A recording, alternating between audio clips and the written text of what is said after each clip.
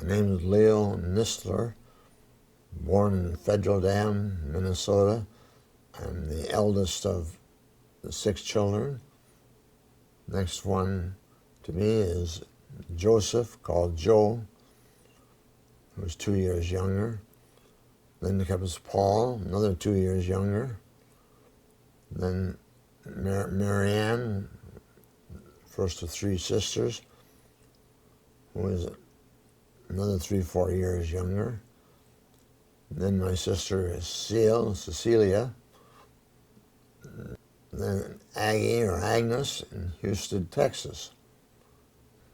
My parents' names were Andrew A. for Alois Nistler, and my mother was Marie Newer. And where they came from, my dad came from down around Eden Valley in Stearns County, Minnesota, and my mother came from Wisconsin. They followed the railroad when it was being built, and the big roundhouse also being built to work on the trains and on the cars back at Federal Dam, Minnesota. That part of Minnesota, Federal Dam, it was cut over land. By that I mean it was originally white pine, beautiful white pine, but they logged it to extinction. And then all that came up was second growth poplar and other scrub trees. And so when we tried to make a farm out of the land that we got, some of it we just didn't do anything with. It was sandy, some of it was clay, loam.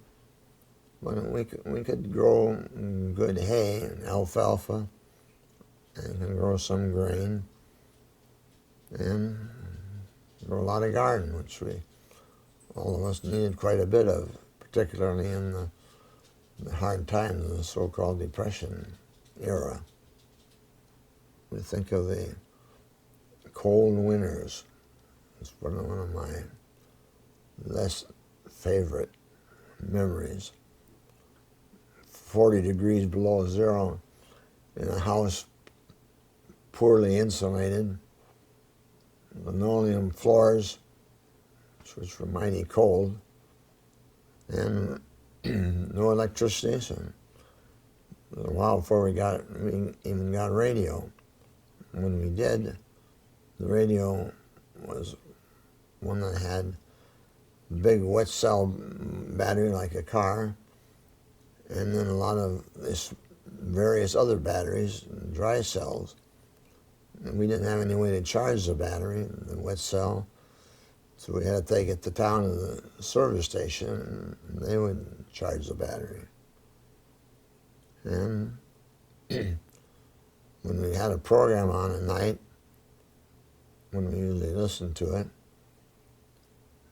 my dad would pretty much pick the program, and so we got to hear Jack Benny. This electricity that where we were living didn't come through until 1941, when the REA, Rural Electrification Administration, came through under Franklin Roosevelt. And that was pretty nice when we had that. We had telephones prior to electricity. It was the old hand crank receiver and sender, which you'd ring up somebody on the telephone, and they had a code or a key for their number. You had a long, which you'd ring quite a while, and then you have a short, which is a short one. Everybody knew their own system, plus everybody knew everybody else's, because it rang in every home that was connected to that line. And people naturally were bored with life, so it was kind of exciting to hear the telephone ring, and you could hear it on the receiver that you'd hold up to your ear, click, click, click. And that was people rubbering in on your call. Once in a while, the women would get so excited that they'd have to chime in on your phone conversation.